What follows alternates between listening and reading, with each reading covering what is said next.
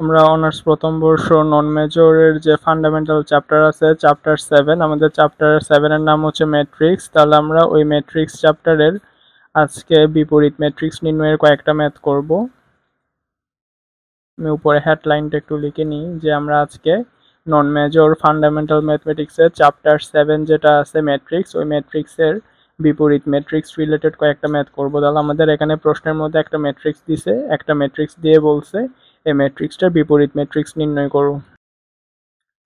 তো বিপরীত ম্যাট্রিক্স নির্ণয়ের জন্য আমাদের প্রথমে যে ম্যাট্রিক্সটা দেওয়া আছে সে ম্যাট্রিক্সটার নির্ণায়কের মান বের করতে হয়, তারপর সেখান থেকে অ্যাডজয়েন্টের মান বের করতে হয়। তো তারপরে আমরা সাধারণত বিপরীত ম্যাট্রিক্স নির্ণয় করতে পারি।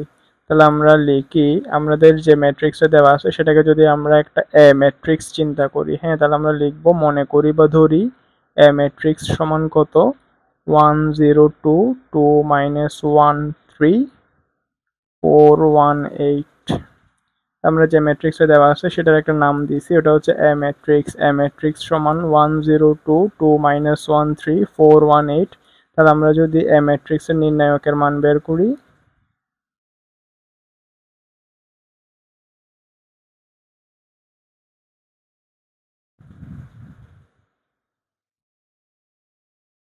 তাহলে আমরা যখন প্রথমে 1 নিয়ে কাজ করব তখন 1 1 যেখানে আছে সেই সারিটা বাদ যাবে, সেই কলামটা বাদ যাবে, কলাম বাদ দিয়ে থাকে -1 3 1 8। তাহলে এটা হচ্ছে -8 -3। আর এখানে আমরা জানি plus minus plus minus plus minus plus minus plus, তাহলে প্রথমটা প্লাস ছিল ওই জন্য এটা হচ্ছে -0। তাহলে 0 যখন নিব তাহলে 0 যেখানে আছে সেই সারিটা বাদ যাবে, সেই কলামটা বাদ যাবে, তাহলে থাকে 2 3 4 8। তাহলে এটা হচ্ছে 8 2 16 -12। তাহলে এটা হচ্ছে প্লাস মাইনাস প্লাস, তাহলে এটা হবে প্লাসের 2। 2 আমরা যখন 2 নিয়ে কাজ করব তখন 2 যে সারিতে আছে সেই সারিটা বাদ যাবে, 2 যে কলামে আছে সেই কলামটা বাদ যাবে। তাহলে এই সারি আর এই কলাম যদি বাদ দিই তাহলে থাকে 2 1 4 1। তাহলে এখানে যদি গুণ করি তাহলে থাকে 2 প্লাস 4। আমরা জানি এই দিকের ক্ষেত্রে প্লাস হয়, এদিকের ক্ষেত্রে মাইনাস হয়। তাহলে হচ্ছে 2 একে 2 আর এটা হচ্ছে -4, কিন্তু সূত্রের আরেকটা মাইনাস আছে ওই জন্য এটা হচ্ছে প্লাস হয়ে যাবে, 2 + 4।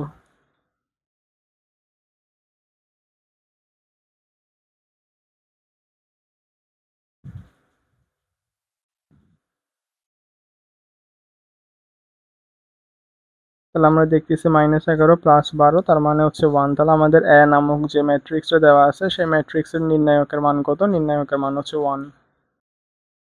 তাহলে আমরা এ ম্যাট্রিক্সের বিপরীত ম্যাট্রিক্স নির্ণয়ের জন্য প্রথমে এ ম্যাট্রিক্সটাকে ধরে নিয়েছি, ধরে নেওয়ার পরে এ ম্যাট্রিক্সের নির্ণায়কের মান বের করে পাইছি 1। এখন যদি আমরা অ্যাডজয়েন্টের মান বের করি তাহলে হবে অ্যাডজয়েন্ট এ। অ্যাডজয়েন্টের মান বের করার জন্য আমরা প্রথমে একটা কাজ করব, আমরা প্রথমে প্রথম সারি আর প্রথম কলাম বাদ দিব। প্রথম সারি আর প্রথম কলাম বাদ দিলে থাকে -1 3 1 8। হ্যাঁ, আমরা আশা করি সারি এবং কলাম সবাই জানি। এগুলা যেগুলো আছে সেগুলো হচ্ছে আমাদের সারি, এগুলো হচ্ছে আমাদের কলাম। এটা হচ্ছে আমাদের প্রথম সারি, দ্বিতীয় সারি, তৃতীয় সারি। এটা হচ্ছে প্রথম কলাম, দ্বিতীয় কলাম, তৃতীয় কলাম। তাহলে আমরা যখন অ্যাডজয়েন্টের মান বের করব তখন আমরা প্রথম সারি আর প্রথম কলাম বাদ দিব, বাদ দিয়ে যেগুলো আছে সেগুলো লিখব। তারপরে প্রথম সারি দ্বিতীয় কলাম বাদ দিব, তারপরে প্রথম সারি তৃতীয় কলাম বাদ দিব। তাহলে আমরা প্রথম সারি আর প্রথম কলাম বাদ দিয়ে থাকে -1 3 1 8। তারপরে প্রথম সারি আর দ্বিতীয় কলাম বাদ দিলে থাকে 23 48। তারপরে আমরা প্রথম সারি তৃতীয় কলাম বাদ দিলে থাকে 2 -1 4 1। তাহলে আমাদের প্রথম সারির কাজ শেষ। এখন আমরা দ্বিতীয় সারি প্রথম কলাম বাদ দিব, দ্বিতীয় সারি প্রথম কলাম বাদ দিলে থাকে 0 2 1 8। তারপরে দ্বিতীয় সারি দ্বিতীয় কলাম বাদ দিলে থাকে 1 2 4 8। তারপরে দ্বিতীয় সারি তৃতীয় কলাম বাদ দিলে থাকে 10 41। না 10 41 না 1041। তারপরে তৃতীয় সারি প্রথম কলাম বাদ দিলে থাকে 0 2 -1 3।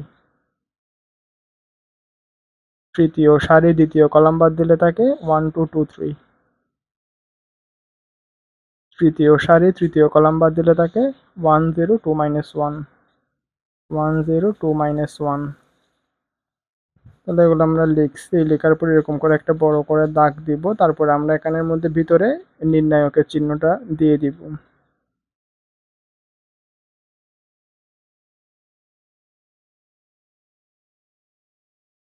তো আমরা এরকম করে অ্যাডজয়েন্টের মান বের করার জন্য ভিতরে সেটিংটা করব, তারপরে এখানে কিছু চিহ্নের কাজ আছে।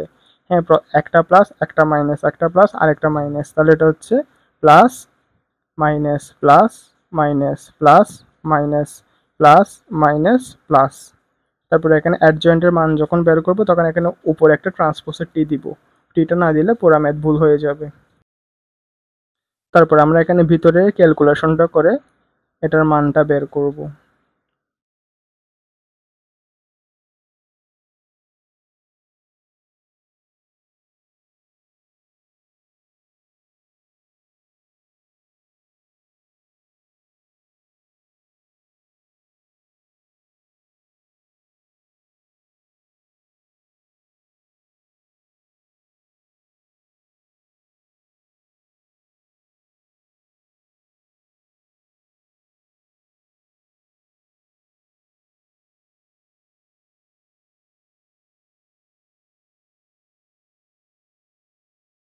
ট্রান্সপোজের টিটা আমরা সবখানেই দিব। তাহলে আমরা এখানের মধ্যে সবসময় চিহ্নটা খেয়াল রাখবো, plus minus plus minus plus minus plus minus plus.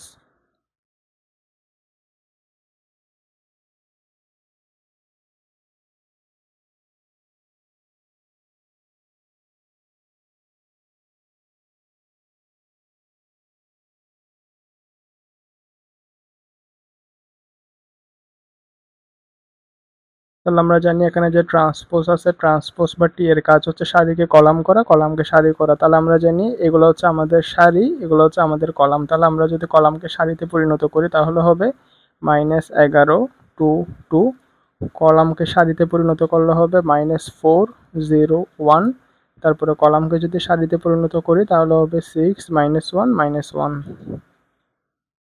তাহলে আমাদের ট্রান্সপোজের কাজ হচ্ছে কলামকে সারিতে পরিণত করা অথবা সারিকে কলামে পরিণত করা। তাহলে আমরা এখানে কলামকে সারিতে পরিণত করছি, -11 2 2 -4 0 1 6 -1 -1। তো আমাদের ট্রান্সপোজের কাজ শেষ, ওই জন্য আমরা ট্রান্সপোজটি আর এখানে লাস্টে দিয়ে দিব না। তাহলে আমরা এখানে যেটা করছি ওটা হচ্ছে আমাদের অ্যাডজয়েন্ট এর মান। তাহলে আমাদের যে ম্যাট্রিক্সে দেওয়া আছে সেই ম্যাট্রিক্সের বিপরীত ম্যাট্রিক্স নির্ণয় করতে বলছিল। বিপরীত ম্যাট্রিক্স নির্ণয়ের জন্য আমরা যে ম্যাট্রিক্সে দেওয়া আছে সেটাকে এ ম্যাট্রিক্স ধরে নিয়েছি, ধরে নিয়ে সেটা নির্ণায়কের মান বের করছি, বের করে পাইছি 1। এরপর আমরা অ্যাডজয়েন্টের মান বের করছি। অ্যাডজয়েন্টের মান বের করার সময় খেয়াল রাখতে হবে যে এখানে একটা উপরে ট্রান্সপোজের টি দিব, টিটা যদি না দিই তাহলে হচ্ছে পুরো ম্যাথটাই ভুল হয়ে যাবে। আর এখানে চিহ্নটার ক্ষেত্রে একটু খেয়াল রাখিয়েন, প্লাস মাইনাস, একটা প্লাস আর একটা মাইনাস, ওরম করে করে। তাহলে ফাইনালি আমরা জানি ট্রান্সপোজের কাজ হচ্ছে সারিকে কলাম করা, কলামকে সারিতে করা। তাহলে আমরা এতটুকু পর্যন্ত ট্রান্সপোজটা ছিল, কিন্তু যখন সারিকে কলাম আর কলামকে সারিতে করছি তাহলে আমরা ট্রান্সপোজটা উঠাই দিব। আমাদের অ্যাডজয়েন্ট এর মান বের করতে বলছিল, আমাদের বলছিল বিপরীত ম্যাট্রিক্স নির্ণয় করতে। তাহলে আমাদের এ ম্যাট্রিক্সের বিপরীত ম্যাট্রিক্স হবে এ ইনভার্স 1, আর এটা সূত্র হচ্ছে 1 বাই যে ম্যাট্রিক্সে দেওয়া আছে সেটার নির্ণায়ক, তারপরে হচ্ছে অ্যাডজয়েন্ট এ। তাহলে আমরা এখানের মধ্যে 1 বাই আমাদের নির্ণায়কের মান কত পাইছিলাম, নির্ণায়কের মান পাইছিলাম 1। তাহলে 1/1 মানে হচ্ছে 1, তাহলে এটা না দিলেও চলে। আর এখানে অ্যাডজয়েন্ট এর মান হচ্ছে -11 2 2 -4 0 1 6 -1 -1। তাহলে আমাদের যে বিপরীত ম্যাট্রিক্স, আমাদের বিপরীত ম্যাট্রিক্সের মান কত, মান হচ্ছে -11 2 2 -4 0 1 6 -1 -1। এটাই হচ্ছে আমাদের বিপরীত ম্যাট্রিক্স, অর্থাৎ এ যে ম্যাট্রিক্সটা দেওয়া ছিল সেই ম্যাট্রিক্সের বিপরীত ম্যাট্রিক্স হচ্ছে এটা।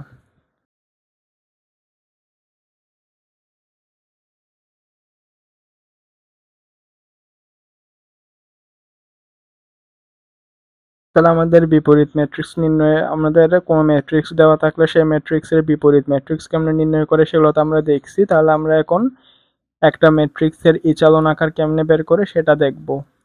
হ্যাঁ, আমরা জানি কোনো একটা ম্যাট্রিক্সকে যদি ইচালন আকারে নির্ণয় করতে হয় তাহলে ইচালন আকারে নির্ণয়ের কয়েকটা জিনিস আছে, যেমন কয়েকটা ধাপ আছে, যেমন কি আমরা জানি এগুলো হচ্ছে কি আমাদের সারি আর এগুলো হচ্ছে আমাদের কলাম। তাহলে কোন একটা ম্যাট্রিক্সকে ইচালন ফর্মে নেওয়ার শর্ত হচ্ছে আমরা প্রথম সারিটার কোনো পরিবর্তন করব না, প্রথম সারিটা যেমন আছে তেমন থাকবে।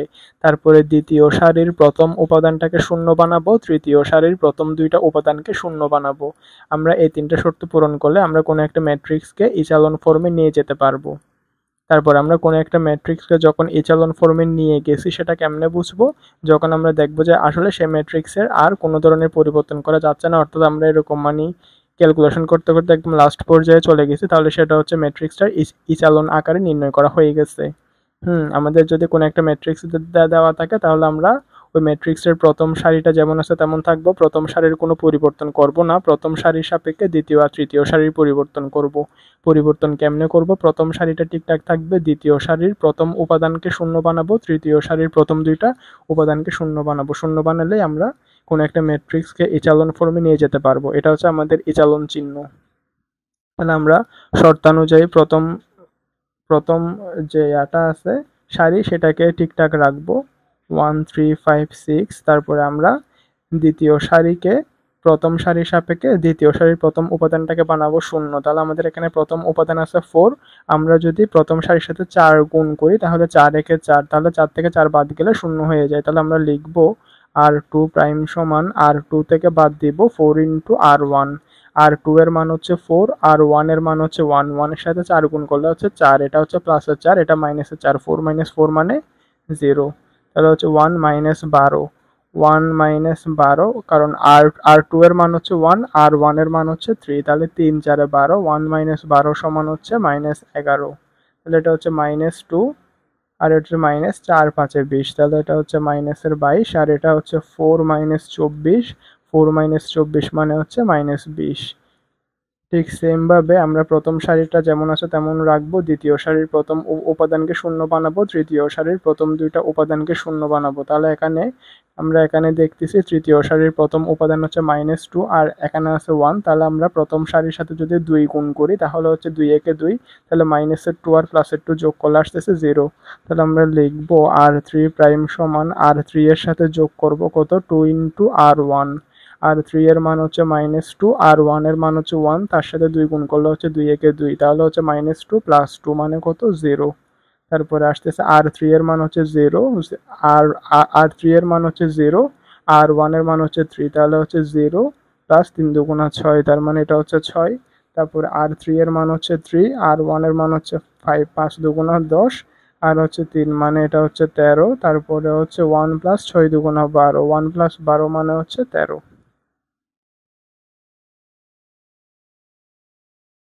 তাহলে আমরা এই চালনাকার নির্ণয়ের জন্য প্রথম সারিটা যেমন আছে তেমন আছে, দ্বিতীয় সারির প্রথম উপাদান শূন্য, তৃতীয় সারির প্রথম দুইটাকে শূন্য বানাতে হবে, প্রথমটা তো শূন্য আছে, এখন দ্বিতীয়টাকে শূন্য বানাবো। তাহলে আমরা জানি 6 এর সাথে 11 গুণ করলে হচ্ছে 6 11 66, আর এটা আছে -11, তার সাথে 6 গুণ করলে হবে 6 11 66, তাহলে হচ্ছে প্লাসের 66 আর মাইনাসের 66 যোগ করলে অ্যান্সার আসবে 0। তাহলে আমরা এখানের মধ্যে আগে প্রথম দুটোটা লিখে নিই।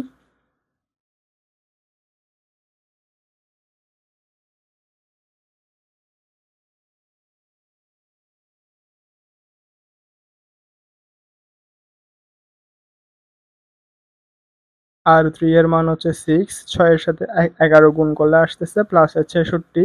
তারপরে এখানে r2 এর মান হচ্ছে -11, তার সাথে যদি 6 গুণ করে তাহলে 6 11 66, এটা হচ্ছে +66, এটা হচ্ছে -66 যোগ করলে আসতেছে কত 0।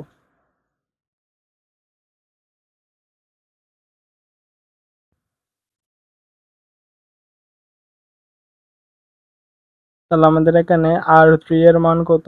r3 এর মান হচ্ছে 13, 13 সাথে যদি আমরা 11 গুণ দিই তাহলে আসতেছে 143। তারপর r2 এর মান হচ্ছে কত? -22, 6 এর সাথে -22 গুণ দিলে আসতেছে -132। 143 আর 132 যদি ক্যালকুলেশন করি তাহলে প্লাসের 143 মাইনাসের 132 মানে হচ্ছে প্লাসের 11। তারপরে 11 আর 13 গুণ করলে আসতেছে 143, তার সাথে 6 20 120, 143 থেকে যদি 120 বাদ দিই তাহলে আসতেছে 23। তাহলে আমরা দেখছি যে আমাদের একটা ম্যাট্রিক্স দিয়ে বলছিল ওই ম্যাট্রিক্সের ইচালন আকার নির্ণয় করো, তাহলে আমাদের ইচালন আকার নির্ণয় শেষ, কারণ আমরা জানি প্রথম ম্যাট্রিক্সের প্রথম সারিটা ঠিকঠাক থাকবে, দ্বিতীয় সারির প্রথম উপাদান শূন্য, তৃতীয় সারির প্রথম দুইটা উপাদান শূন্য। তাহলে আমরা দেখতেছি প্রথম সারিটা যেমন আছে তেমন আছে, দ্বিতীয় সারির প্রথম উপাদান 0, তৃতীয় সারির প্রথম দুইটা উপাদান 0। যেহেতু আমাদের শর্তটা পূরণ করে ফেলছে, জন্য আমরা লিখবো ইহাই প্রদত্ত ম্যাট্রিক্সের ইচালন আকার।